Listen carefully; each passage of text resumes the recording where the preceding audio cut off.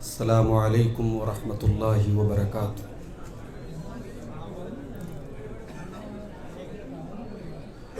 الحمد للہ نحمده ونستعینه ونستغفره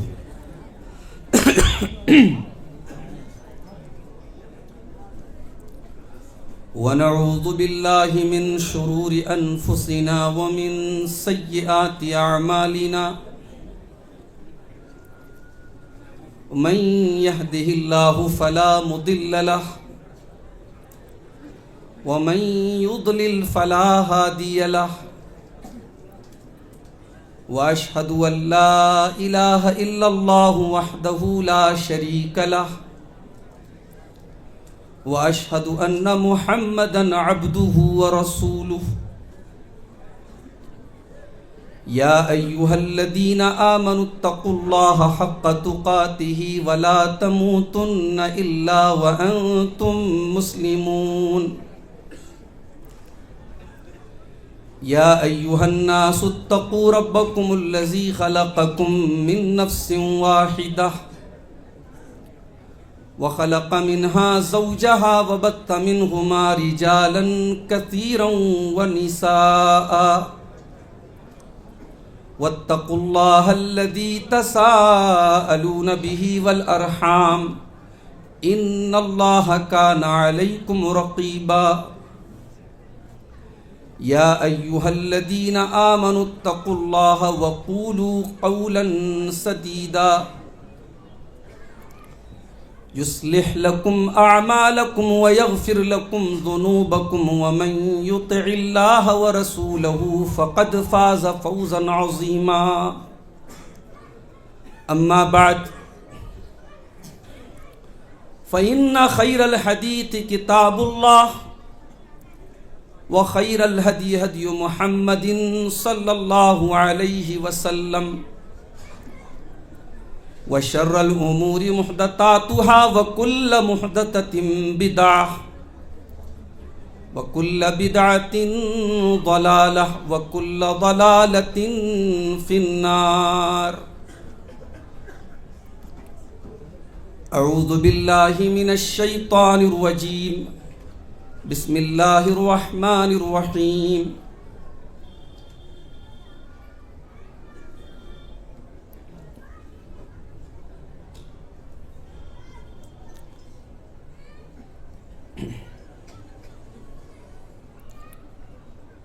قال فبما أغويتني لأقعدن لهم صراطك المستقيم ثم لآتينهم من بين أيديهم ومن خلفهم وعن أيمانهم وعن شمائلهم ولا تجد أكثرهم شاكرين۔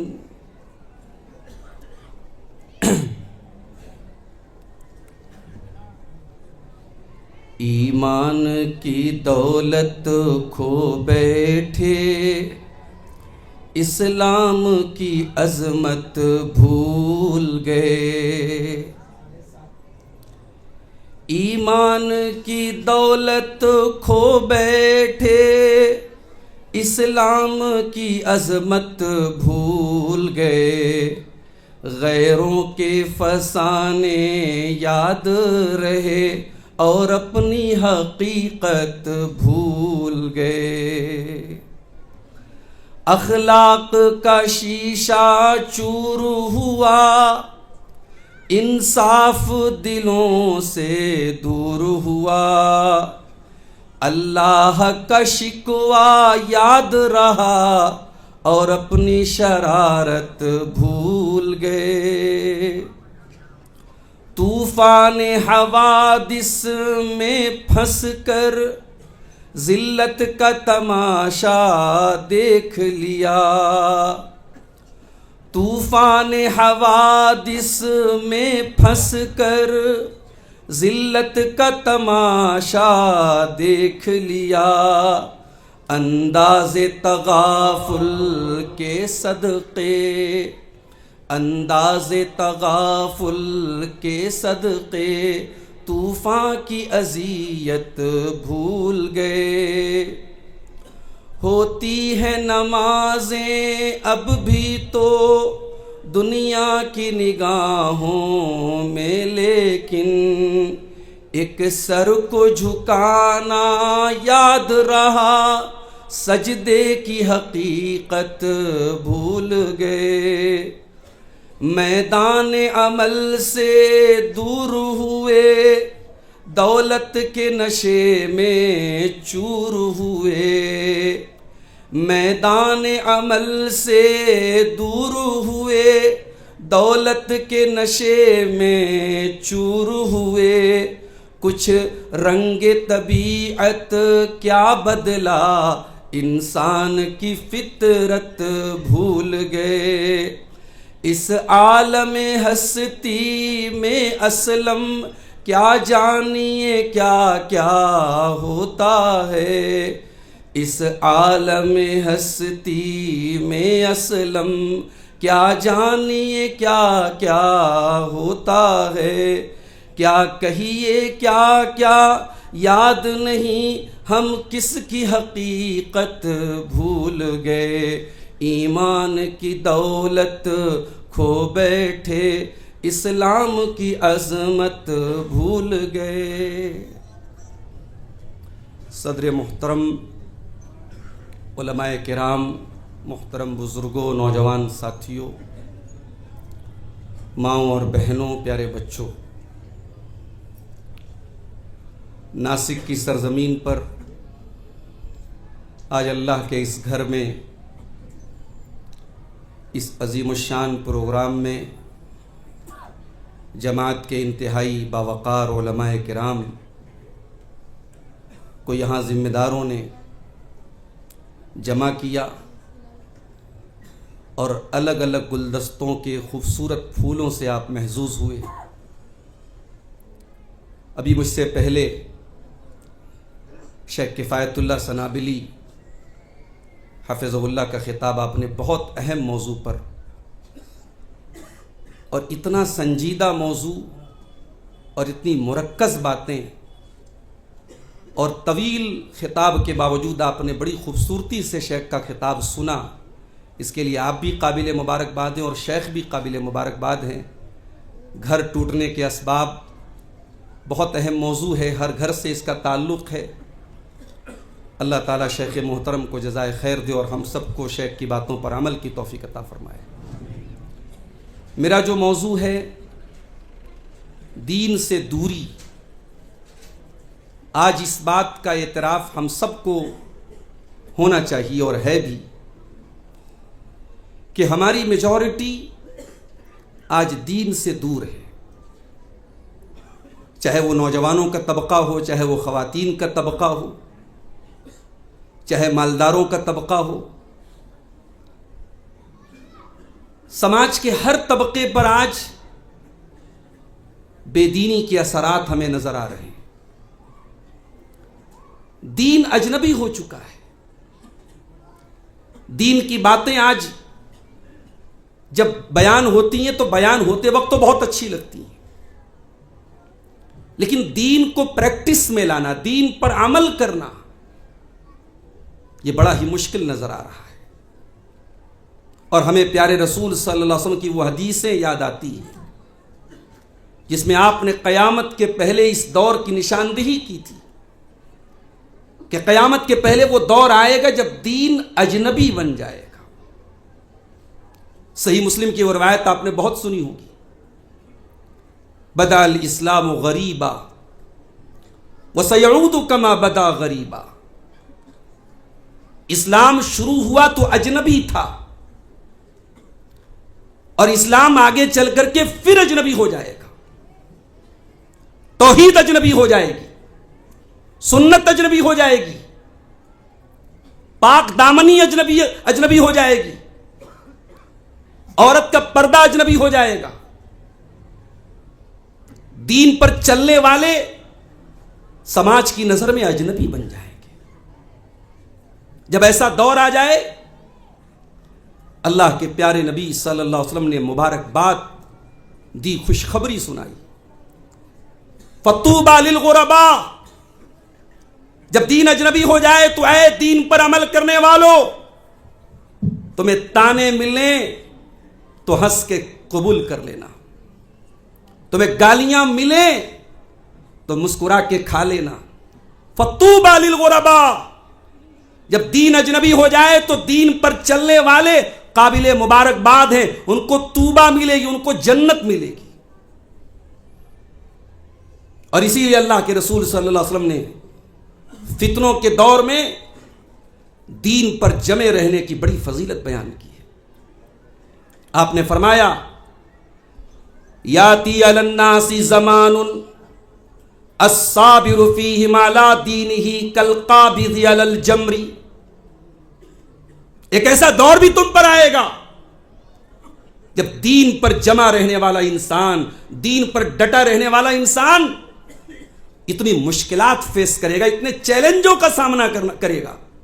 کالقابض علی الجمر، ایسے اپنے ہاتھوں میں انگارہ لینے والے کو پریشان ہونا پڑتا ہے. دین پر چلنا ہاتھوں میں انگارہ لینے کے جیسا ہو جائے گا. شیطان تو پہلے دن سے مشن لگا کے بیٹھا ہے میرے بھائیوں. شیطان نے اللہ سے کیا کہا تھا؟ قال فبما اغويتني لاقعدن لهم صراطك المستقيم، اے اللہ چونکہ تو نے مجھ کو گمراہ کر دیا. یہ ہر دور کے ملحدین کا فارمولا ہے، برائی کو اللہ کی طرف منسوب کرو. غازہ میں بچے مر رہے ہیں، اللہ مروا رہا، نعوذ باللہ. سنا نا آپ نے؟ یہ ہر دور کے ملحدین اور کفار اور مشرکین کا شبہ ہے کہ اللہ ہے تو پھر دنیا میں برا کیوں ہو رہا ہے. یہ شیطان کا پہلا فارمولا تھا. شیطان نے اللہ کی نافرمانی کی، دھتکارا گیا، مردود ہوا، اور کہہ کیا رہا ہے؟ قال فبما اغویتنی، اے اللہ چونکہ تو نے مجھ کو گمراہ کر دیا، لأقعدن لهم صراطک المستقیم، میں تیرے سیدھے راہ میں بیٹھ جاؤں گا، میں صراط مستقیم پر بیٹھ جاؤں گا. ثم لآتینہم من بین ایدیہم، اور پھر میں تیرے بندوں کو ان کے آگے سے بہکاؤں گا، ومن خلفہم، پیچھے سے بہکاؤں گا، وعن ایمانہم، داہنی طرف سے بہکاؤں گا، وعن شمائلہم، بائیں طرف سے بہکاؤں گا. عبداللہ ابن عباس کہتے ہیں کہ آگے سے گمراہ کروں گا مطلب یہ ہے آخرت سے دور کر دوں گا. تیرے بندے 24 گھنٹے اگر سوچیں گے تو دنیا کے بارے میں سوچیں گے. ان کی تگ و دو، ان کی سرگرمیاں، ان کی ایکٹیویٹیز، ان کا سونا جاگنا، اٹھنا بیٹھنا سب دنیا کے لیے ہوگا. وہ دنیا کے لیے مریں گے، دنیا کے لیے جئیں گے. میں آخرت سے دور کر دوں گا. معذرت کے ساتھ آج ہماری زندگیاں تو ایسی ہو گئی میرے بھائی. ہماری زندگیوں میں آخرت کہاں ہے؟ اگر آخرت کا ڈر ہوتا تو یہ حالات نہ ہوتے. ہر جمعہ کی نماز میں ہم امام صاحب کی زبان سے قرأت سنتے ہیں، تلاوت سنتے ہیں، تو یہ آیت ہم سنتے ہیں کہ نہیں سنتے ہیں؟ بل تؤثرون الحیات الدنیا والآخرۃ خیر وابقا. میرے بندو تم دنیا کی زندگی کو ترجیح دیتے ہو، دنیا کی زندگی کو پراتھمکتا دیتے ہو، پرائیورٹی دیتے ہو. والآخرۃ خیر وابقا، جبکہ آخرت کے سامنے دنیا کچھ نہیں ہے. اے دنیا کے حسن پر ناز کرنے والوں، یاد کرو جس دن قبر میں جاؤ گے اور تمہارا یہ خوبصورت چہرہ مٹی میں مل جائے گا. اے دنیا کی دولت پہ ناز کرنے والوں، یاد کرو وہ دن جب یہ ساری جائیدادیں تمہارے وارثوں کے ہاتھ میں چلی جائیں گی اور خالی ہاتھ تم دنیا سے جاؤ گے. اے اپنی 2-2 کروڑ کی گاڑیوں سے شو آف کرنے والوں اور دکھاوا کرنے والوں، یاد کرو وہ دن جب 4 لوگوں کے کاندھے پر تمہارا جنازہ قبرستان جائے گا. اے برانڈڈ کے چکر میں پڑ کر فیشن کے پیچھے بھاگنے والے میرے نوجوانوں، یاد کرو وہ دن جب موت کے بعد تمہارے بدن کا کپڑا کینچی سے کاٹ کے تمہیں برہنہ کر کے نہلایا جائے گا. وَمَا الْحَيَاةُ الدُّنْيَا إِلَّا مَتَاعُ الْغُرُورِ. یہ کیا ہے؟ یہ دنیا دھوکے کا سامان ہے، دغا باز ہے، دھوکے باز ہے. اس دنیا میں نہ آپ کا نام ہمیشہ رہے گا، نہ آپ کی عزت ہمیشہ رہے گی، نہ آپ کی جوانی ہمیشہ رہے گی. تم آخرت کو چھوڑ کے اس کے پیچھے بھاگ رہے ہو. شیطان کا مشن یہی ہے. اے اللہ میں تیرے بندوں کو آگے سے بہکاؤں گا، یعنی آخرت سے دور کر دوں گا، ومن خلفہم پیچھے سے بہکاؤں گا، یعنی دنیا کے چکر میں ڈال دوں گا، وعن ایمانہم داہنی طرف سے بہکاؤں گا، نیکیوں سے دور کر دوں گا، اطاعت کے کاموں سے دور کر دوں گا، وعن شمائلہم اور بائیں طرف سے بہکاؤں گا، یعنی گناہوں کو مزین کر کے پیش کروں گا، گناہوں کی خواہش ان کے دل میں ڈال دوں گا، ولا تجد اکثرہم شاکرین، اور اے اللہ آئی پرومس، میرا وعدہ ہے کہ تیرے بندوں کی اکثریت ناشکری ہوگی، تیرے بندوں کی میجورٹی تیری ناشکری کرے گی، کھائے گی تیری آکسیجن میں سانس لے گی، تیرے آسمان کے نیچے رہے گی، تیری دھرتی پہ سوئے گی، اور تجھے چھوڑ کے غیر اللہ کی عبادت کرے گی، شرک کرے گی، تجھے گالیاں دے گی، تیرا انکار کرے گی، کفر کرے گی، شرک کرے گی۔ اچھا ایک بات پر آپ نے غور کیا، شیطان نے کہا میں پیچھے سے گمراہ کروں گا، آگے سے گمراہ کروں گا، دائیں سے گمراہ کروں گا، بائیں سے گمراہ، اوپر سے اس نے نام نہیں لیا، اوپر سے گمراہ کروں گا۔ امام قتادہ نے بڑی پیاری بات کہی اس پر، کہا کہ اے آدم کے بیٹے، اتاک من کل وجہ الا من فوقک، شیطان ہر طرف سے تیرے پاس آئے گا، اوپر سے نہیں آئے گا۔ کیوں؟ شیطان بھی یہ طاقت نہیں رکھتا ہے ان یحول بینک و بین رحمت اللہ، کہ تیرے اور تیرے رب کی رحمت کے بیچ میں آ جائے۔ تیرے رب کی رحمت اوپر سے آتی ہے، اور اسی لیے علماء نے اس آیت کو دلیل مانا ہے کہ اللہ اوپر ہے۔ آپ کا اللہ ہر جگہ نہیں ہے، یہ عقیدہ آپ کا نہیں ہونا چاہیے۔ اللہ کا علم ہر جگہ، اللہ کی قدرت ہر جگہ ہے، لیکن ہم جس رب کو مانتے وہ رب اوپر ہے، آسمان پر ہے، عرش پر مستوی ہے، تو اوپر سے شیطان گمراہ نہیں کر پائے گا۔ تو شیطان ہر طریقے سے ہمیں گمراہ کرنے کے مشن پہ لگا ہے۔ ہم تھک جاتے ہیں، شیطان نہیں تھک رہا ہے اپنے مشن، اسے قیامت تک کے لیے چھوٹ ملی ہے اور شیطان اپنا کام کر رہا ہے۔ اب سوال یہ ہے کہ یہ جو دین سے دوری ہے، یہ جو ہم شیطان کے پھندوں میں پھنس رہے ہیں، یہ جو نمازیں چھوٹ رہی ہیں، یہ جو شراب کے اڈے آباد ہیں، یہ جو زنا کے اڈے آباد ہیں، یہ جو مائیں بہنیں بے پردگی اور بے حیائی کے کاموں میں مبتلا ہیں، یہ کیوں ہو رہا ہے؟ اس کے اسباب کیا ہیں؟ اس کے کازز کیا ہیں؟ اور پھر اس کا علاج کیا ہے؟ ان دو باتوں پر، ان دو پوائنٹ پر ہم بات کریں گے۔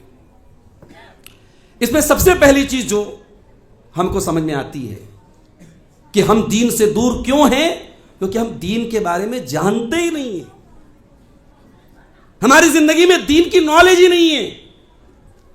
بھائی پروگرام ہو رہا ہے الحمدللہ، بہت اچھی تعداد میں آئے، بڑی خوشی کی بات ہے، مگر کبھی غور کیجئے گا، ایک گھر میں 5 بھائی ہیں، 2 بھائی ہر جلسے میں جاتا ہے، ہر تقریر سنتا ہے، اور 3 بھائی تقریروں میں نہیں جاتے، جلسوں میں نہیں جاتے، ان کو دین سے انٹرسٹ نہیں ہے تو نہیں ہے۔ ہر گھر کی یہ کہانی ہے کہ کچھ ایسے بھی لوگ ہیں جن کو دین سے کوئی انٹرسٹ نہیں ہے، ان کی زندگی میں دین نہیں ہے۔ ہمیں سے بہت سارے ایسے لوگ ہیں جن کے پاس دنیا کا بہترین دماغ ہے، اپنے کاروبار کے بارے میں ان کو اتنی پکی نالج ہے کہ مت پوچھیے، مگر ان کو 2 رکعت نماز پڑھنا نہیں آتا، ان کو عقیدے کی بیسک باتیں نہیں آتی۔ اسی لیے اللہ نے قرآن میں فرمایا یعلمون ظاہرا من الحیات الدنیا وہم عن الآخرۃ ہم غافلون۔ کچھ بد نصیب ایسے بھی ہوتے ہیں جن کے پاس دنیا کی بہت نالج ہے، بہت جانکاری ہے، لیکن آخرت سے وہ غافل ہیں۔ امام حسن بصری کہتے ہیں اس آیت کی تفسیر میں، علامہ ابن کثیر نے نقل کیا ان کا قول، کہتے ہیں بعض لوگ اتنے ماہر ہوتے ہیں کہ اپنے انگلی کے ناخن پہ رکھ کے بتا دیتے ہیں کہ دینار کا وزن کتنا ہے۔ دینار کا وزن انگلی کے ناخن پہ رکھ کے بتا دیتے دینار کا وزن کتنا ہے۔ وما کان یحسن ان یصلی رکعتین، لیکن 2 رکعت نماز وہ ڈھنگ سے نہیں پڑھ سکتا۔ آج ہم علم دین سے دور ہیں میرے پیارے ساتھیوں، اور یہ بات یاد رکھیے، دنیا کی نالج آپ ضرور حاصل کیجیے، اچھے ڈاکٹر بنیے، اچھے انجینئر بنیے، اچھے بزنس مین بنیے، اسلام آپ کو منع نہیں کرتا، مگر اپنے رب کو پہچانیے، ورنہ حال وہی ہوگا جو دنیا کی نظر میں بڑے انٹلیکچوئل لوگ ہیں، بڑے پڑھے لکھے لوگ ہیں، بڑے دانشور لوگ ہیں، اور وہ ڈیبیٹ کر رہے ہیں اس بات پر کہ ڈز گاڈ ایگزسٹ، اللہ ہے، خدا ہے، رب ہے، اس دنیا کا کوئی انسان اگر اپنے کریٹر کو نہیں پہچانتا ہے تو پھر اس کی نالج کیسی بھائی؟ پھر وہ انٹلیکچوئل کیسا ہے؟ اس سے اچھا تو کسی گاؤں دیہات کا وہ ان پڑھ اور گنوار اور دیہاتی ہے جس کو یہ پتا ہے رب کا شکر ادا کر بھائی جس نے ہماری گائے بنائی. پڑھتے نا بچے ہمارے. بعض لوگ کہتے صاحب اہل حدیثوں کیا الہات کے رد پہ کام نہیں ہو رہا ہے، فلاں لوگ کر رہے ہیں، اہل حدیث لوگ نہیں کر رہے ہیں. آپ کے مکتب میں پڑھانے والے یہ جو اساتذہ ہیں نا، یہ بھی الہات کے رد میں کام کر رہے ہیں. معاف کیجیے گا، آج کا زمانہ بڑا عجیب ہو گیا. ہم لوگ ہر چیز کو شو آف کی نظر سے دیکھتے ہیں. جب تک کیمرے کی چکا چوندھ نہ ہو کام نہیں ہوتا. یہ مسجدوں میں خطبہ دینے والے ائمہ، یہ مکاتب میں پڑھانے والے اساتذہ، یہ معمولی تنخواہوں پر زندگیاں گزار دینے والے ہمارے علماء، یہ سب رد الہات پہ کام کر رہے ہیں. یہ قرآن اور حدیث پڑھانے والا ہر انسان رد الہات پہ کام کر رہا ہے. ضروری نہیں کہ آپ جب کسی سے ڈیبیٹ کریں اور انگلش میں بات کریں تبھی رد الہات پر کام ہوگا. اور یاد رکھیے یہ بات، دنیا ان کو دانشور مان لے، جینیس مان لے، مگر جو اللہ کو نہیں پہچانتا اس سے بڑا اسٹوپڈ کوئی نہیں، اس سے بڑا بیوقوف کوئی نہیں. اور یہ بات میں نہیں کہہ رہا ہوں، قرآن کہہ رہا ہے. ان فی خلق السماوات والارض واختلاف اللیل والنہار لآیات لأولی الالباب.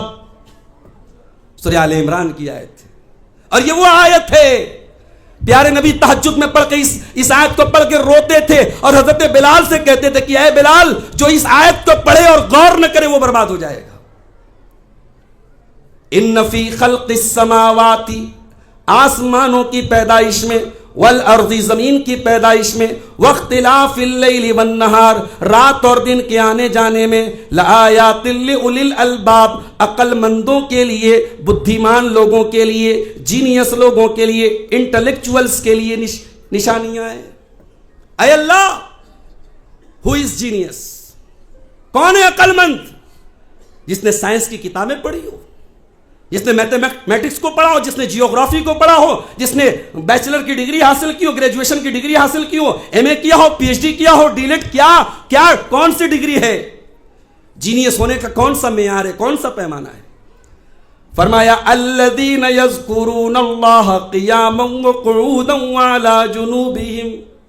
عقل مند وہ لوگ ہیں جو اپنے کریٹر کا ذکر کرتے ہیں، اپنے رب کو یاد کرتے ہیں. کھڑے ہو کر کے یاد کر سکتے ہیں تو کھڑے ہو کے یاد کر سکتے ہیں، کھڑے ہونے کی طاقت نہیں تو بیٹھ کے یاد کرتے ہیں، بیٹھنے کی طاقت نہیں تو لیٹ کر کے یاد کرتے ہیں. وَيَتَفَكَّرُونَ فِي خَلْقِ السَّمَاوَاتِ وَالْأَرْضِ، اور آسمانوں اور زمین پر غور کرتے ہیں. اور جب آسمانوں اور زمین پر غور کرتے ہیں تو پھر وہ یہ نہیں کہتے ڈز گاڈ ایگزسٹ، بلکہ وہ یہ کہتے ہیں ربنا ما خلقت ھذا باطلا، اے ہمارے پروردگار، یہ کائنات، یہ یونیورس، یہ دنیا تو نے بے مقصد نہیں پیدا کی ہے. سبحانک، اے اللہ تو ہر عیب سے پاک ہے. فقنا عذاب النار، اے اللہ ہم کو جہنم کی آگ سے بچا لے.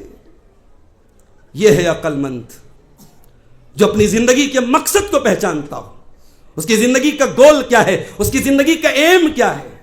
میرے نوجوانوں، کل میں رات میں بھیونڈی میں تھا، 2 بج رہا تھا رات کا. ہمارے ایک ساتھی تھے ہمارے ساتھ، بولے چلو مولانا آپ کو ڈھابے پہ لے کے چلتے، چائے پلاتے ہیں آپ کو. گئے صاحب. وہ نوجوان جو بیچارہ فجر کے ٹائم گھوڑے بیچ کے سوتا ہے، وہ رات کو 2 بجے ڈھابے پہ بیٹھ کے جو ہے چائے پی رہا ہے اور حکا پی رہا ہے اور بیٹھ کر کے گپے لڑا رہا ہے. یہ قوم ایسے ہی لات جوتے نہیں کھا رہی ہے، معاف کیجئے گا. قوم کی ترجیحات بتاتی ہیں کہ قوم کا مستقبل کیا ہے. ہماری قوم کی ترجیحات ٹائم پاس ہے.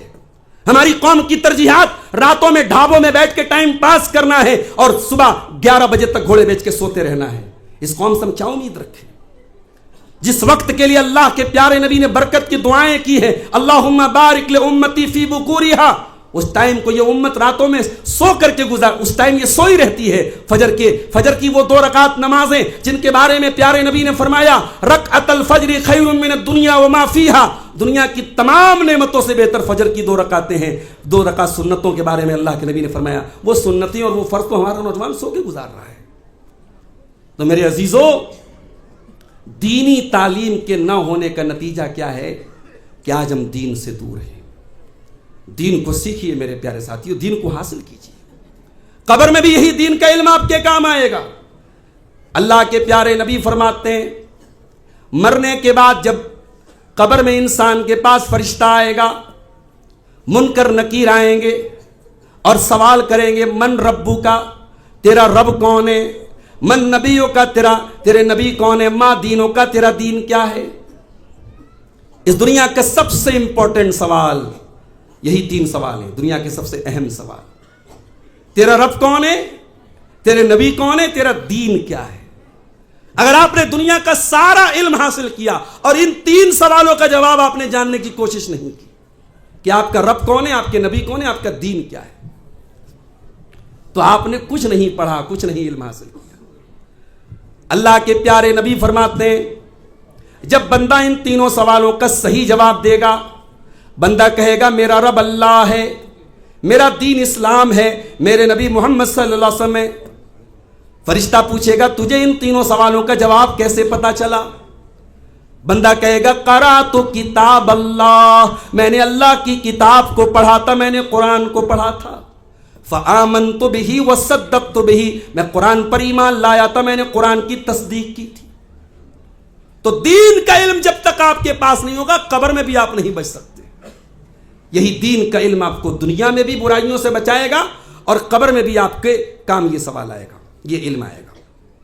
اور یہ بھی یاد رکھیے جب تک آپ دین کا علم حاصل نہیں کریں گے آپ دین پر عمل نہیں کر سکتے۔ اسی لیے حدیث کی کتابوں میں کتاب الایمان کے پہلے کتاب العلم آتا ہے۔ ایمان بھی آپ کیسے لائیں گے جب تک آپ کے پاس علم نہیں ہوگا؟ اللہ نے اپنے نبی سے فرمایا فَعْلَمْ أَنَّهُ لَا إِلَهَ إِلَّا اللَّهُ وَاسْتَغْفِرْ لِذَنبِكَ وَلِلْمُؤْمِنِينَ وَالْمُؤْمِنَاتِ۔ اے نبی علم حاصل کیجئے، اللہ کی توحید کا علم حاصل کیجئے۔ اگر آپ کو توحید نہیں پتا تو کوئی شرک کو توحید کے ریپر میں لپیٹ کے پیش کرے گا، آپ اسے توحید مان لیں گے۔ کوئی بدعت کو سنت کے ریپر میں لپیٹ کے دے گا، آپ اسے سنت مان لیں گے۔ ہمارے مسائل، ہمارے آدھے مسائل کی جڑ جہالت ہے میرے پیارے ساتھی، اور قیامت کے پہلے کی جہالت پھیلتی چلی جائے گی، جبکہ قیامت کے پہلے تو ٹیکنالوجی اور ڈیولپ ہو رہی ہے۔ اے آئی کا دور آ گیا، انٹرنیٹ کا دور آ گیا، ہر آدمی کے ہاتھ میں موبائل آ گیا، ڈاٹا آ گیا، سب کچھ آ گیا۔ مگر نبی نے کیا فرمایا؟ ان یثبت الجہل، قیامت کی نشانی یہ ہے کہ جہالت پھیل جائے گی۔ عجیب بات ہے، انسان تو اور نالجبل ہو رہا ہے، اور قابل ہو رہا ہے، اور پڑھ رہا ہے، اور لکھ رہا ہے، اور اللہ کے نبی فرما رہے ہیں کہ قیامت کے پہلے علم اٹھا لیا جائے گا اور جہالت پھیل جائے گی۔ مطلب یہ ہے کہ دین کا علم اٹھا لیا جائے گا، یا دین کا علم لوگ حاصل کریں گے ان آتھینٹک سورسز سے حاصل کریں گے۔ ہر ایرا غیرہ نتو خیرہ دین سکھائے گا، اور انسان چکا چوند دیکھ کر کے، فالوورز کی تعداد دیکھ کر کے، ویورز کی تعداد دیکھ کر کے، انداز بیان دیکھ کر کے، ہاں صاحب ان کا انداز بیان بہت اچھا ہے۔ آج اہل حدیثوں کے موبائل کے اسٹیٹس پر صحابہ کو گالی دینے والوں کے بیانات اور ان کی کلپس مل رہی ہیں۔ کسی صاحب نے جوائنٹ فیملی سسٹم پر بہت اچھا بول دیا، ہماری کوئی جو ہے بہو بیچاری پریشان تھی اپنی ساس سے، اسے لگا کہ یہ مولانا صاحب بہت اچھی بات کر رہے ہیں، اس نے فٹ سے فوراً جو ہے اسٹیٹس پہ لگا لیا۔ اس نے یہ جاننے کی کوشش نہیں کی کہ یہ آدمی جو ساس بہو کے معاملے میں میرے فیور کی بات کر رہا ہے، اس کا عقیدہ کیا ہے، منہج کیا ہے، یہ عالم ہے بھی کہ نہیں ہے۔ ایسے بنڈل باز اور ایسے بہروپیے آج سوشل میڈیا کے ذریعے ہمارے موبائلوں تک آ گئے اور ہمیں دین سکھا رہے ہیں۔ دین اتنا حقیر نہیں ہے میرے بھائیو، دین اتنا سستا نہیں کہ آپ کسی سے بھی دین سیکھ لیں۔ تو علم کی کمی بھی بہت بڑی پرابلم ہے ہمارے دین سے دور ہونے کی، اور علم کو ان آتھینٹک سورسز سے، غیر معتبر لوگوں سے علم حاصل کرنے سے بھی ہمارے مسائل بڑھ رہے ہیں۔ اور آگے بڑھیے، دوسری جو بہت بڑی وجہ ہے دین سے دوری کی، بری صحبت، برا ماحول۔ ممبئی کے بعض علاقوں میں مجھے ساتھیوں نے بتایا کہ ایسے فلیٹ میں مسلمان رہتا ہے جہاں آس پاس میں کوئی مسجد نہیں ہے، اور اسے وہاں پہ قربانی کی اجازت نہیں ہے، گوشت وہ کھا نہیں سکتا، اگر کھا رہا ہے تو وہ اس کی خوشبو باہر نہیں، وغیرہ وغیرہ۔ اور بہت سارے مسلمان ایسے ماحول میں بھی رہنا پسند کرتے ہیں، ان تمام چیزوں کو قربان کر کے، صرف اس لیے کہ بھائی تھوڑا ہمارا دنیاوی معیار بلند رہے، ہمارا اسٹیٹس ہائی فائی رہے۔ آپ کے ماحول میں آپ کے بچے کیا سیکھ رہے ہیں؟ کبھی آپ نے غور کیا؟ آپ اگر ایسی مسجد میں جا کے نماز پڑھ رہے ہیں جہاں قرآن و سنت کے مطابق نماز ادا نہیں ہو رہی، آپ کے بچے بھی وہیں پڑھ رہے ہیں، آپ تو سمجھدار ہیں، آپ نے تو صحیح طریقہ جانا ہے اور سیکھا ہے، لیکن آپ اپنے بچوں کو نہیں بچا پائیں گے۔ سنگت اور ماحول کا بہت اثر ہوتا ہے میرے پیارے ساتھیوں۔ اسی لیے اللہ کے پیارے نبی فرماتے ہیں المرء علی دین خلیلہ فلینظر احدکم من یخالل، انسان اپنے دوستوں کے دین پر ہوتا ہے، تم دیکھ لو تم کس سے دوستی کر رہے ہو۔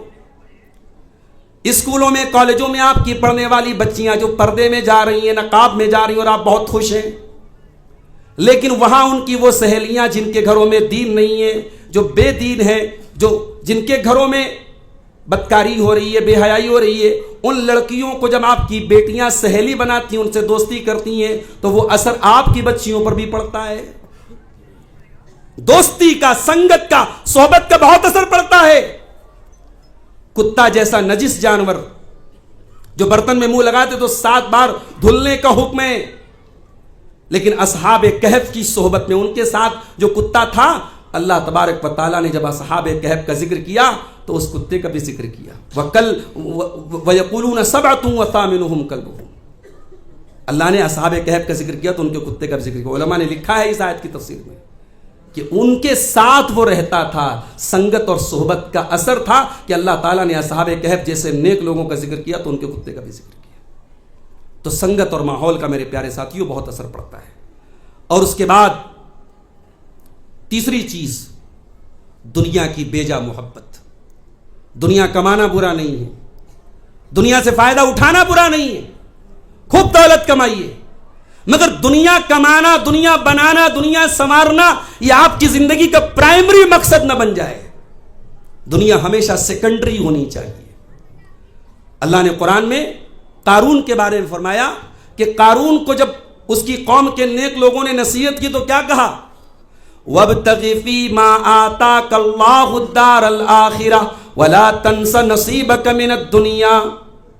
اے قارون، ہونا تو یہ چاہیے تھا قارون جیسے دولت مند سے اس کی قوم کے لوگوں کو کیا کہنا چاہیے تھا کہ بھئی تو اتنا پیسہ والا ہے، تو اچھا کھا، اچھا پہن، تو اللہ کی راہ میں بھی دولت خرچ کر، مگر ان لوگوں نے ایسا نہیں کہا۔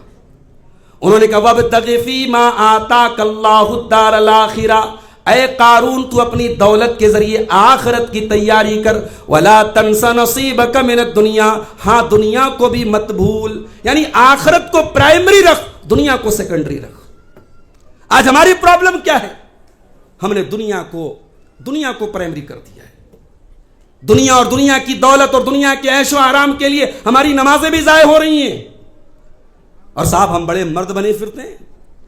ارے اللہ نے کہا قرآن میں کہ مرد وہ ہیں رجال لا تلہیہم تجارت ولا بیع عن ذکر اللہ واقام الصلاۃ، حقیقت میں مرد وہ ہیں جن کا کاروبار، جن کی تجارت ان کو نماز سے غافل نہیں کرتی۔ میرے بھائیوں، اللہ اگر آپ کو بہترین رزق دے رہا ہے، آپ لاکھوں کروڑوں میں کھیل رہے ہیں، آپ کا کاروبار بہت عروج پر ہے، اور آپ ایک وقت کی نماز بھی نہیں پڑھتے ہیں، تو آپ بہت خوش مت ہوئیے، اللہ ڈھیل دے رہا ہے۔ اگر اللہ ناراض ہو گیا، اس کی ناراضگی سے ڈریے، اس کی پکڑ سے ڈریے، کہیں ایسا نہ ہو یہ کاروبار چھن جائے، یہ دولت لٹ جائے، اور یہ ترقی اور یہ عروج ختم ہو جائے۔ ان بطش ربک لشدید، اللہ کی پکڑ بڑی سخت ہوتی ہے۔ دنیا کی چکا چوند سے ہمیں اور آپ کو مروب نہیں ہونا چاہیے۔ اللہ کے پیارے نبی نے اپنے صحابہ کو یہ درس دیا، مل فقر اخشى علیکم ولکن اخشى علیکم ان تبسط علیکم الدنیا کما بسطت علی من کان قبلکم۔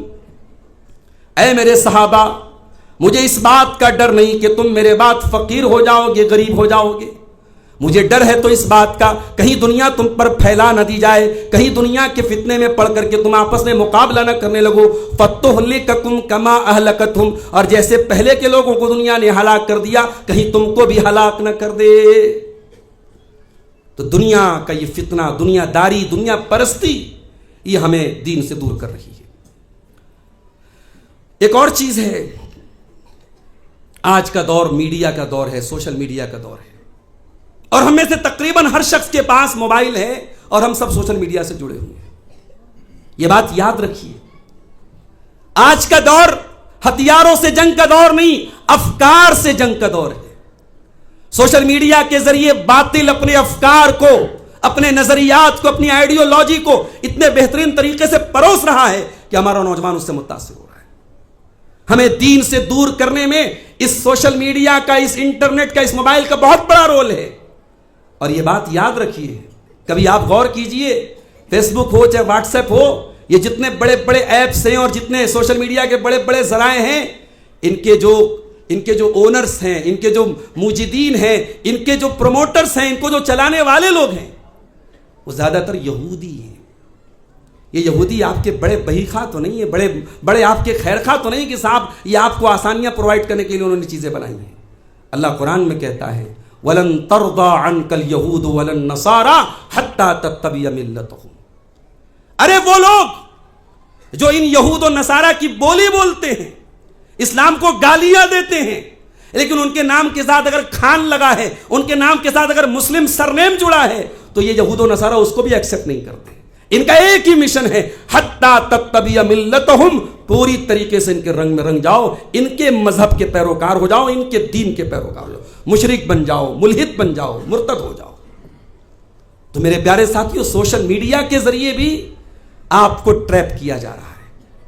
آج حرام ریلیشن شپ کا پروموٹ کرنے کا بہت بڑا ذریعہ سوشل میڈیا۔ نوجوان لڑکے لڑکیاں آج سوشل میڈیا کے ذریعے ایک دوسرے سے ملاقاتیں کر رہے ہیں۔ وہ شریعت جو آپ سے کہتی ہے لا یخلون رجل بامرأۃ الا وثالثہما الشیطان، اگر کوئی مرد کسی عورت سے تنہائی میں ملتا ہے تو تیسرا شیطان ضرور ہوتا ہے۔ میری بہنوں، تیسرا شیطان آپ کے فیس بک کے میسنجر پر بھی بیٹھا ہے، تیسرا شیطان آپ کے واٹس ایپ کے میسجوں میں بھی بیٹھا ہے۔ شیطان کو یہ موقع نہ دو کہ سوشل میڈیا کے ذریعے تمہاری عزت و آبرو کو برباد ہونے کا ایک ذریعہ بن جائے۔ اسی سوشل میڈیا کے ذریعے آج عزتیں نیلام ہوتی ہیں، MMS وائرل ہوتے ہیں، بیہودہ اور گندے ویڈیوز وائرل ہوتے ہیں، اور ایک دوست اپنے دوست کو دیتا ہے، ایک عورت اپنی سہیلی کو دیتی ہے، برائیوں کو شیئر کیا جاتا ہے۔ ان الذین یحبون ان تشیع الفاحشۃ فی الذین آمنوا لہم عذاب علیم فی الدنیا والآخرہ۔ برائی کو پھیلانے والے، برائی کو شیئر کرنے والے، آخرت میں تو جو عذاب ملے گا، دنیا میں ان کو دردناک عذاب ملے گا۔ سوشل میڈیا آج حرام رشتوں کو بھی بہت پروموٹ کر رہا ہے۔ جیسے پہلے ایک قلم استعمال ہوتا تھا، لکھو پھینکو قلم، یوز اینڈ تھرو، اب رشتے بھی ویسے ہی ہو گئے۔ اب ایک لڑکا کئی لڑکیوں سے باتیں کر رہا ہے اور سب سے کہہ رہا ہے کہ میں تم سے سب سے زیادہ محبت کرتا ہوں۔ آج بہت سارے ایسے ایام منائے جاتے صاحب، یہ یوم محبت ہے، اور اس یوم محبت کو، یہ محبت کے نام پر جسموں کا گندا کھیل کھیلا جاتا ہے۔ ابھی 31 دسمبر کی رات آنے والی ہے، سال بھر میں اتنی شراب نہیں پی جاتی جتنی اسے ایک رات میں پی جاتی ہے۔ بڑے بڑے 5 اسٹار ہوٹل بک ہو جاتے ہیں، رقاصائیں آتی ہیں، ڈانسرز آتی ہیں، مہنگے مہنگے پاس دے کر کے ان کا ناچ گانا دیکھنے کے لیے مسلمان نوجوان ان ہوٹلوں میں جاتا ہے۔ اللہ اکبر۔ نوجوانوں، یہ جوانی اللہ کی بڑی قیمتی دولت ہے۔ آپ کی زندگی کا ہر ایک لمحہ ایک امانت ہے، اور اس امانت کے بارے میں آپ سے سوال کیا جائے گا۔ سوشل میڈیا کو وقت کی بربادی کا ذریعہ نہ بناؤ، جوانی کی بربادی کا ذریعہ نہ بناؤ۔ پیارے رسول نے فرمایا نعمتان مغبون فیہما کثیر من الناس، 2 نعمتیں ایسی ہیں لوگ ان کی قدر نہیں کرتے، ایک تندرستی کی نعمت ہے اور ایک وقت کی نعمت ہے۔ آج وقت ہے، کل نہیں ہوگا، آج تندرستی ہے، کل نہیں ہوگی آپ کے پاس۔ اور آگے بڑھیے، نمازوں اور عبادات میں سستی بھی ہمارے دین سے دوری کی بہت بڑی وجہ ہے۔ آپ نماز سے جڑیے، آپ دیکھیں گے کہ آپ دین سے بھی جڑیں گے۔ آپ اپنے گھر میں نماز کا ماحول پیدا کیجئے، آپ آٹومیٹک غور کریں گے کہ بہت ساری برائیاں ختم ہو رہی ہیں۔ اگر آپ کے گھر میں کوئی ایک آدمی بھی نماز پڑھنے والا نہیں ہے تو آپ اپنے گھر کے ماربل اور ٹائلز پر فخر کرنا بند کر دیجئے۔ اپنے گھروں کے شاندار پینٹ اور گھروں کے چھتوں سے لٹکنے والے خوبصورت جھومروں پر فخر کرنا بند کر دیجئے۔ نبی نے فرمایا مثل البیت الذی یذکر اللہ فیہ والبیت الذی لا یذکر اللہ فیہ مثل الحی والمیت، جس گھر میں اللہ کا ذکر نہ ہوتا وہ گھر مردہ ہے۔ اس میں جتنے خوبصورت ٹائلز لگ جائیں، ماربلز لگ جائیں، پینٹ ہو جائے، جھومر لٹک جائیں، وہ گھر مردہ ہے۔ اور آج ہم بہت سارے مسلمانوں کے گھر مردہ ہو چکے ہیں میرے ساتھ۔ گھر کا ایک فرد بھی نماز پڑھنے والا نہیں، کسی گھر میں قرآن کی تلاوت کی آواز نہیں آتی ہے، رات دن موبائل پر ہمارے گھروں میں میوزک بج رہا ہے، کوئی اللہ کا نام لینے والا نہیں، کوئی اللہ کے آگے سر جھکانے والا نہیں۔ ارے ہم سے بہترین، ہم سے اچھا تو وہ گھوڑا ہے، وہ جانور ہے جس کا مالک اسے تھوڑا سا چارہ دیتا ہے تو وہ گھوڑا اپنے مالک کے لیے جان دے دیتا ہے۔ وَالْعَادِيَاتِ ضَبْحًا فَالْمُورِيَاتِ قَدْحًا فَالْمُغِيرَاتِ صُبْحًا فَأَثَرْنَ بِهِ نَقْعًا فَوَسَطْنَ بِهِ جَمْعًا۔ وہ گھوڑا اپنے مالک کے وفاداری کے نام پہ جنگ کے میدان میں کود پڑتا ہے اور اپنے مالک کے لیے جان دے دیتا ہے۔ ہم تو اپنے مالک کے آگے 5 ٹائم سر جھکانا بھی نہیں سیکھتے میرے پیارے ساتھیوں۔ تو یہ نمازوں میں جو کمی ہے، عبادات میں جو کمی ہے، یہ منافق کی علامت ہے۔ وَإِذَا قَامُوا إِلَى الصَّلَاةِ قَامُوا كُسَالَىٰ، یہ منافقوں کا حال ہوتا ہے کہ بڑی مشکل سے نماز پڑھتے ہیں۔ اگر آپ کی زندگی میں تمام چیزوں کے لیے ٹائم ہے اور نماز کے لیے ٹائم نہیں ہے تو سورہ نساء کی آیت جا کے پڑھ لیجئے گا، وَإِذَا قَامُوا إِلَى الصَّلَاةِ قَامُوا كُسَالَىٰ۔ یہ منافقوں کی پہچان ہے کہ نماز پڑھتے ہیں بڑی مشکل سے پڑھتے ہیں۔ اور علماء سے دوری، دینی مجالس سے دوری، دینی دروس سے دوری، یہ بھی ہمارے دین سے دوری کا بہت بڑا سبب ہے۔ قرآن کریم میں اللہ نے منافقوں کا ذکر کیا تو اللہ نے فرمایا الاعراب اشد کفرا ونفاقا، دیہات کے منافق زیادہ خطرناک ہیں۔ یہ دیہات کے منافق زیادہ خطرناک کیوں تھے بھائی؟ اس آیت کی تفسیر میں علماء نے لکھا کیونکہ وہ مدینے سے دور رہتے تھے، صحابہ سے دور رہتے تھے، پیارے نبی سے دور رہتے تھے۔ آپ علماء سے دور رہیں گے حلال و حرام بھول جائیں گے، آپ صحیح غلط بھول جائیں گے، آپ جائز ناجائز بھول جائیں گے۔ علماء سے جڑیں گے، دین سے جڑیں گے، دین کے مراکز سے جڑیں گے تو آپ کی زندگی میں حلال و حرام کی تمیز آئے گی، جائز اور ناجائز کی تمیز آئے گی۔ میرے بھائیو، وقت اب میرا ختم ہونے کی طرف جا رہا ہے۔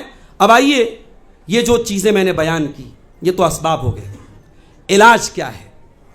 دین سے دوری کا علاج کیا ہے؟ اس میں سب سے پہلی چیز یہ ہے میرے بھائیو کہ ہم دین کا علم حاصل کریں، ہم دین سیکھیں، ہم قرآن پڑھیں، ہم حدیثیں پڑھیں، اور پڑھ نہیں سکتے، پڑھنے کی ہمارے پاس وقت نہیں ہے، صلاحیت نہیں، تو ہم کم سے کم علماء کو سنیں اور ان سے سیکھیں۔ قرآن کریم میں اللہ تعالیٰ نے اپنے نبی کو اگر کسی چیز کے بارے میں یہ حکم دیا کہ اس کو اور مانگو تو صرف علم کے بارے میں فرمایا رب زدنی وقل رب زدنی علما، اے نبی آپ یہ دعا کیجئے کہ اے میرے رب میرے علم میں اضافہ فرما دے۔ اور یہ علم دین ہی ضلالت اور گمراہی سے آپ کو بچائے گا میرے ساتھیوں۔ اللہ نے قرآن میں اپنے نبی سے فرمایا وَلَوْلَا فَضْلُ اللَّهِ عَلَيْكَ وَرَحْمَتُهُ لَهَمَّتْ طَائِفَةٌ مِّنْهُمْ أَن يُضِلُّوكَ۔ اے میرے نبی، اگر اللہ کا فضل آپ پر نہ ہوتا تو اسلام کے دشمن آپ کو بھی بھٹکانے کا ارادہ کر رہے تھے، لیکن وہ آپ کو بھٹکا نہیں سکتے۔ کیوں؟ وَأَنزَلَ اللَّهُ عَلَيْكَ الْكِتَابَ وَالْحِكْمَةَ وَعَلَّمَكَ مَا لَمْ تَكُنْ تَعْلَمْ، اس لیے کہ آپ کے پاس قرآن و سنت کا علم ہے، آپ کے پاس اللہ کا علم ہے، اس لیے یہ کفار اور مشرکین آپ کو بھٹکا نہیں سکتے۔ تو میرے بھائیوں، علم دین حاصل کیجیے۔ دوسرا کام، اگر آپ شیطان کی ان چالوں سے بچنا چاہتے ہیں تو آپ دو چیزوں کو اپنا لیجیے، اور یہ دونوں چیزیں خود شیطان نے اللہ کی بارگاہ میں اقرار کیا تھا کہ ان دونوں چیزوں پر شیطان کا وائرس کام نہیں کرے گا، شیطان ان کو کنٹرول نہیں کر سکتا۔ کیا ہے وہ دو چیزیں؟ الا عبادک منہم المخلصین، اللہ کے حقیقی بندے بن جائیے اور اخلاص والے بن جائیے۔ اللہ کی عبودیت، اللہ کی وہ عبودیت، اللہ کی وہ بندگی کہ جب آپ حقیقی معنوں میں اللہ کے بندے بن جائیں تو آپ اللہ کی رضا کے لیے جئیں گے۔ آپ کی زندگی کا مقصد ہوگا اللہ کیسے راضی ہو۔ آپ دنیا کی پرواہ نہیں کریں گے، آپ کاروبار کی پرواہ نہیں کریں گے، آپ مال کی پرواہ نہیں کریں گے۔ میرے بھائیو، درہم کے بندے نہ بنو، دینار کے بندے نہ بنو، مال و دولت کے بندے نہ بنو، اللہ کے بندے بنو۔ اور جو اللہ کا بندہ بنے گا وہ اللہ کو راضی کرنے کے لیے ساری دنیا کو ناراض کر سکتا ہے۔ تو عبودیت اور دوسری چیز اخلاص، عبادت میں اخلاص، زندگی میں اخلاص پیدا کیجیے۔ اسی طریقے سے نماز کی پابندی کیجیے۔ دین سے جڑنا چاہتے ہیں، نماز کی پابندی کیجیے۔ یہ نماز کی پابندی آپ کو برائیوں سے روکے گی۔ ان الصلاۃ تنہا عن الفحشاء والمنکر، یہ بہت ساری برائیوں اور بے حیائی سے آپ کو روکے گی۔ اور یہ بات بھی یاد رکھیے کہ نمازوں میں فرائض کے ساتھ ساتھ نوافل کا اہتمام کیجیے۔ آج ہمارے یہاں، معاف کیجیے، نوافل کے بارے میں بہت ہم لاپرواہ ہیں۔ ہمیں سے کتنے لوگ ہیں جن کو چاش کی نماز کبھی پڑھنے کی توفیق ملتی ہے؟ ہمیں سے کتنے لوگ ہیں جن کو تہجد کے وقت اٹھ کر کے اللہ کی بارگاہ میں تہجد پڑھنے کی سعادت حاصل ہوتی ہے؟ ہر جمعہ کے دن فجر کی نماز آپ پڑھتے ہیں، جب امام صاحب سورہ سجدہ کی تلاوت کرتے ہیں یہ آیت بھی آپ سنتے ہوں گے، تتجافا جنوبہم عن المضاجع یدعون ربہم خوفا وطمعا۔ میرے نیک بندے وہ ہیں کہ ان کے بستر سے ان کے پہلو الگ رہتے ہیں، ان کی پیٹھ الگ رہتی ہے. وہ رات کی تنہائیوں میں جب دنیا سو رہی ہو، بستر پہ آرام دہ گدوں پہ سو رہی ہو، رات میں اللہ کو یاد کرتے، وہ تہجد پڑھتے ہیں. ہماری زندگیوں میں تہجد کب آئے گی؟ اہل حدیثوں، یہ آپ کا امتیاز ہونا چاہیے، کیونکہ آپ قرآن و حدیث کے منہج پہ چلنے والے ہیں. اللہ کا تقرب حاصل کرنے کے لیے آپ کو سب سے آگے بڑھنا چاہیے، اور اللہ کا تقرب نوافل کے ذریعے حاصل ہوتا ہے. وما یزال یتقرب الی بالنوافل، اللہ تعالیٰ کہتا ہے میرا بندہ جب نوافل پڑھتا ہے تو میرا مقرب بن جاتا ہے. اسی طریقے سے میرے بھائیوں، نیک لوگوں کی صحبت اختیار کیجیے. دیکھیے آپ کے دوستوں میں کون کون لوگ ہیں، چھٹنی کیجیے، فلٹر کیجئے، اچھے لوگوں کی دوستی اپنائیے. آپ وَاصْبِرْ نَفْسَكَ مَعَ الَّذِينَ يَدْعُونَ رَبَّهُمْ بِالْغَدَاةِ وَالْعَشِيِّ. اللہ قرآن میں اپنے نبی سے کہہ رہا ہے اللہ والوں کے ساتھ اپنا ٹائم اسپینڈ کیجئے، اللہ کو یاد کرنے والے ایسے لوگوں کے ساتھ اٹھیے بیٹھیے جن کے ساتھ اٹھنے بیٹھنے سے آپ کو اللہ یاد آتا ہو، جن کے ساتھ اٹھنے بیٹھنے سے آپ کو آخرت کی فکر ہوتی ہو. اپنے دوستوں اور اپنے یاروں کو ایسے لوگوں کو اپنا یار اور دوست بنائیے. اور اسی طریقے سے میرے پیارے ساتھیوں، دنیا کی حقیقت کو سمجھیے. یہ دنیا چند روزہ ہے، یہ دنیا اور اس کی ساری رونق وقتی اور عارضی ہے. یہ دنیا دغا باز ہے، یہ دنیا بے وفا ہے. اس دنیا کی اللہ کے نزدیک کوئی وقعت نہیں ہے. آخرت کی نعمتوں کو یاد کیجیے. اپنے نبی کی زندگی کو پڑھیے، صحابہ کی زندگی کو پڑھیے. آپ کے نبی نے کیسی زندگی گزاری، نبی نے اپنے بچوں کو کیسی زندگی گزروائی ہے، آپ کے اہل بیت نے کیسی زندگی گزاری ہے. اللہ کے نبی فرماتے ہیں ما لی ولی الدنیا ما انا الا کراکب استظل تحت شجرۃ ثم راح فترکها. میرا دنیا سے کیا لینا دینا ہے؟ میں تو دنیا میں ایک مسافر کی طرح آیا ہوں جو کسی پیڑ کے نیچے آرام کرنے کے لیے لیٹتا ہے اور پھر اپنی منزل کی طرف چل پڑتا ہے. یہ دنیا آپ کے لیے راستے میں آنے والا ایک اسٹیشن ہے، یہ آپ کا ڈیسٹینیشن نہیں ہے، یہ آپ کی منزل نہیں ہے. میرے پیارے ساتھیوں، آخرت کو اپنی منزل بنائیے. دنیا کی کے گھروں کو حاصل کرنے کا شوق رکھیے، مگر آخرت سے بڑھ کے نہیں. ممبئی کے کسی پوش ایریے میں اگر آپ کو کوئی بنگلہ مل جائے تو شاید دنیا کی نظر میں آپ بہت خوش نصیب ہو جائیں، مگر پیارے رسول فرماتے ہیں کہ لَمَوْضِعُ صَوْتٍ فِي الْجَنَّةِ خَيْرٌ مِّنَ الدُّنْيَا وَمَا فِيهَا، کہ جنت میں ایک کوڑا رکھنے کی جگہ دنیا کی تمام نعمتوں سے بہتر ہے. جنت کی نعمتیں جو قرآن و حدیث میں بیان کی، کبھی ان کا مطالعہ کیجئے تو شاید آپ کو آخرت کی نعمتوں کی قدر کا احساس ہو. میرے پیارے ساتھیوں، اور آخری چیز، آپ دینی دروس سے جڑیے، علماء سے جڑیے. یقین مانیے کبھی کبھی کوئی ایک تقریر، کوئی ایک بات آپ کے دل کی دنیا بدل دے گی. امام احمد ابن حنبل رحمۃ اللہ علیہ جیل کی کال کوٹری میں تھے اور وقت کے ظالم ان کو سزائیں دے رہے تھے ایک مسئلے پر، ایک عقیدے کے مسئلے پر. امام احمد ابن حنبل رحمۃ اللہ علیہ عقیدے کے ایک مسئلے کے لیے جیل جاتے ہیں. مسئلہ کیا تھا؟ لوگوں کا کہنا تھا کہ قرآن اللہ کی مخلوق ہے، اور امام احمد کا کہنا تھا قرآن اللہ کی مخلوق نہیں، قرآن اللہ کا کلام ہے. دیکھا جائے تو اتنا بڑا مسئلہ نہیں ہے، مگر یہ عقیدے کا مسئلہ ہے، اور عقیدے کے اس مسئلے کی وجہ سے امام احمد بن حنبل نے اتنا بڑا لوہا لیا، وقت کے ظالم بادشاہوں سے لوہا لیا اور جیل کی کال کوٹری میں پہنچے. جس جیل میں وہ تھے اسی جیل میں ایک بہت بڑا چور بھی تھا، وہ کئی سالوں سے جیل میں رہتا تھا. اس نے دیکھا کہ امام احمد بن حنبل کو بڑی سزائیں دی جا رہی ہیں. اس نے کہا کہ اے امام احمد بن حنبل، مجھے ڈر ہے کہیں آپ اپنے موقف سے پیچھے نہ ہٹ جائیں. اے احمد بن حنبل، میں چور ہوں، میں باطل پر ہوں، غلط پر ہوں، مجھے بڑی سزائیں یہ دیتے ہیں، میرے ہاتھوں اور پیروں میں بیڑیاں ڈال دیتے ہیں، میرے پیٹھ پر کوڑے برساتے ہیں، مگر میں اپنی چوری کا اقرار نہیں کرتا ہوں، میں باطل پر استقامت کے ساتھ ڈٹا ہوا ہوں. تو جب آپ حق پر ہیں تو آپ مجھ کو یاد کر لیجئے گا کہ اگر میں باطل پہ رہ کر کے ڈٹا رہ سکتا ہوں تو انت علی الحق، آپ حق پر ہیں. اے احمد ابن حنبل، آپ اپنے موقف سے پیچھے نہ ہٹیے گا، اپنے اسٹینڈ سے پیچھے نہ ہٹیے گا، آپ اپنے موقف پر جمے رہیے گا.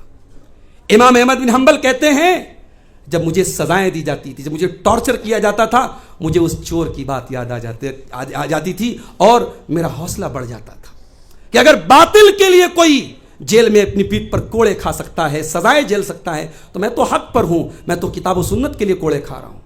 تو کبھی ایک بات اور ایک نصیحت میرے پیارے ساتھیوں دل کی دنیا بدل دیتی ہے. اور میرے بھائیوں، شیخ کفایت اللہ صاحب کی تقریر میں آپ نے یہ پوائنٹ بھی سنا کہ آج ہمارے گھروں میں بہت سارے مسائل دینی تعلیم نہ ہونے سے بھی پیدا ہو رہے ہیں.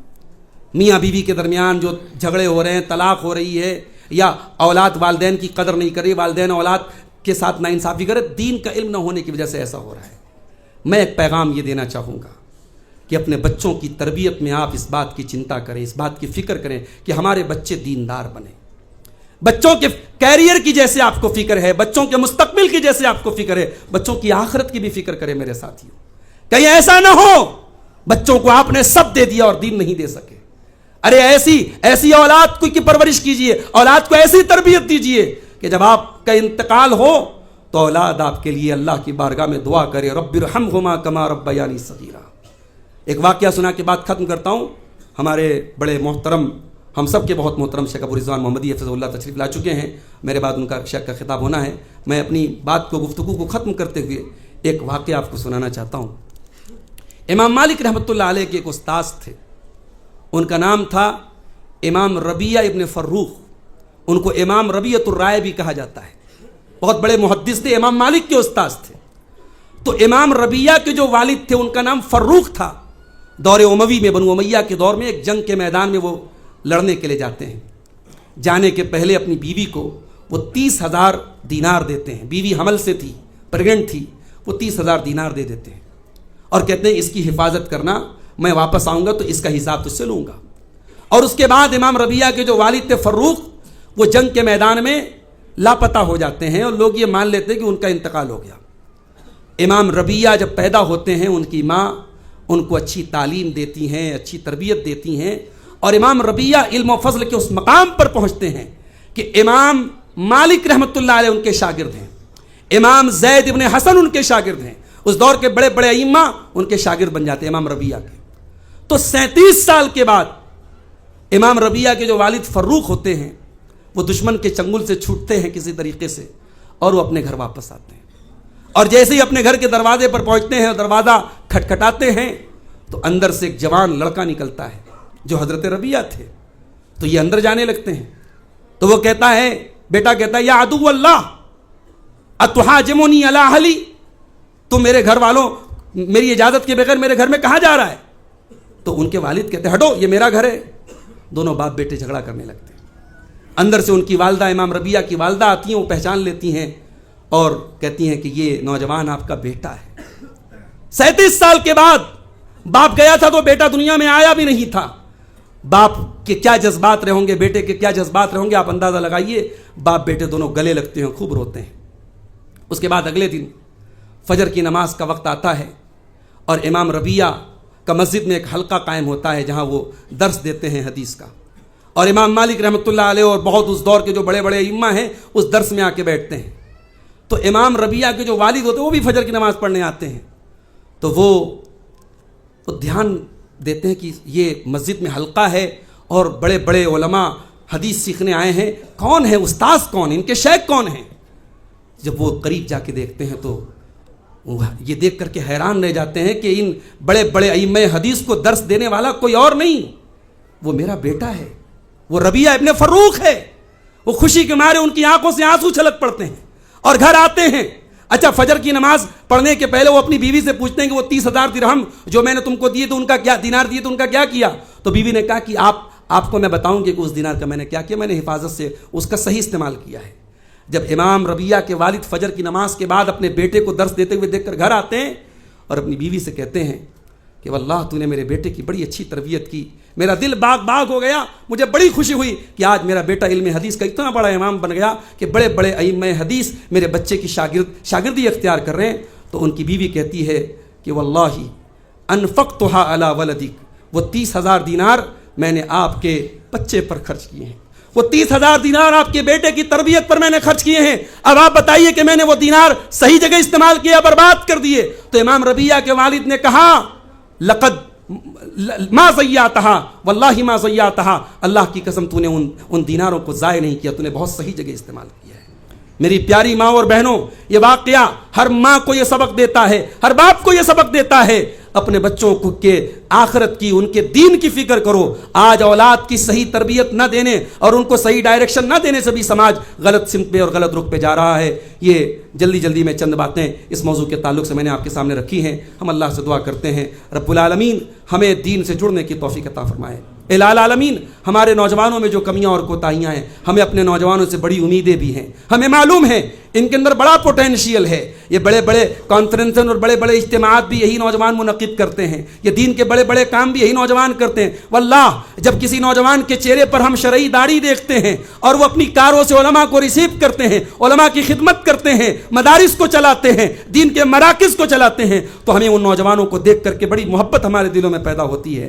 ہمارے وہ نوجوان جو شیطان کے بہکاوے سے کسی غلط کام میں مبتلا ہو گئے ہیں، ہم تو یہی دعا کریں گے اللہ انہیں صحیح رخ پر آنے کی توفیق عطا فرمائے، اللہ ان نوجوانوں کو اپنی جوانی کا صحیح استعمال کرنے کی توفیق عطا فرمائے، اللہ ہماری ہر بہن کو بدکاری اور بے حیائی کے فتنے سے بچا کے رکھے، اللہ ہمارے ہر نوجوان بھائی کو دین کا خادم بنائے، دین سے جڑنے والا بنائے، یا تو دین سیکھنے والا بنائے یا دین سکھانے والوں کا خادم بنائے۔ رب العالمین ہمیں دنیا اور آخرت دونوں جہانوں میں کامیابی عطا فرمائے، آمین۔ وآخر دعوانا ان الحمد للہ رب العالمین، والسلام علیکم ورحمۃ اللہ وبرکاتہ۔